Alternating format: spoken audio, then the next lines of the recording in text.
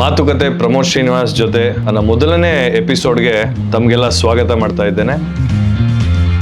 ಇವತ್ತು ನಮ್ಮ ಜೊತೆ ಪದ್ಮನಾಭ ನಗರದ ಸೃಷ್ಟಿಕರ್ತರಾದಂಥ MK ಪುಟ್ಲಿಂಗಯ್ಯನವರ ಅಳಿಯ ಆದಂಥ ಪ್ರಕಾಶ್ ಅಣ್ಣ ಅವರು ನಮ್ಮ ಜೊತೆಗಿದ್ದಾರೆ.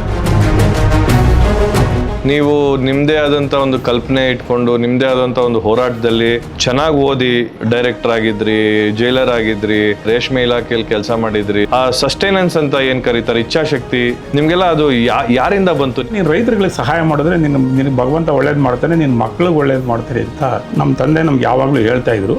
ಜೊತೆಗೆ ನಾನು ಕನಕಪುರದಲ್ಲಿ ಇದ್ದಾಗ DK ಶಿವಕುಮಾರ್ ಅವರು ನನಗೆ ಹೇಳ್ತಾ ಇದ್ರು, ನಾನು ಅವ್ರ ತಾಯಿ ಕೈನಲ್ಲಿ ರೇಷ್ಮೆ ಹಾಕ್ಸಿದ್ದೆ. ಪ್ರಕಾಶ್ ಅವರು ರೇಷ್ಮೆ ಹಾಕ್ಸಿ ನಮ್ಮ ತಾಯಿ ಹತ್ರ 2.5 ಲಕ್ಷ ರೂಪಾಯಿ ಸಂಪಾದನೆ ಮಾಡಿಸಿದ್ದಾರೆ ನಮ್ಮ ತಾಯಿ ಕೈಲಿ, ನೋಡಿ ಕಲೀರಿ ಅಂತ ಅಂದ್ಬಿಟ್ಟು ದೊಡ್ಡ ಸಭೆನಲ್ಲೇ ಹೇಳಿದ್ರು ಅವರು.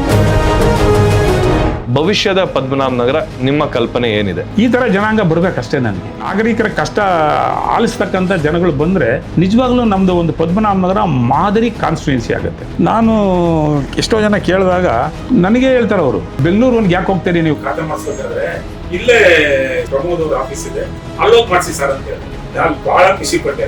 ನನಗೆ ಪಕ್ಷ ಪಾರ್ಟಿ ಇಂಪಾರ್ಟೆಂಟ್ ಅಲ್ಲ, ನನಗೆ ವ್ಯಕ್ತಿ ಇಂಪಾರ್ಟೆಂಟ್ ಅಷ್ಟೇ. ಆ ರೀತಿ ಕೆಲಸನ ನೀವು ಮಾಡ್ತಾ ಇದ್ದೀರಿ, ನಿಜವಾಗ್ಲೂ ನನಗೆ ಬಹಳ ಹೆಮ್ಮೆ ಆಗ್ತದೆ. ಶ್ರೀನಿವಾಸ್ ಅವ್ರ ಮಗ ಆಗಿರೋದಕ್ಕೆ ಸಾರ್ಥಕ ಅಂತ ಹೇಳ್ಬೋದು. ಥ್ಯಾಂಕ್ ಯು ಪ್ರಕಾಶ್ ಅಣ್ಣ.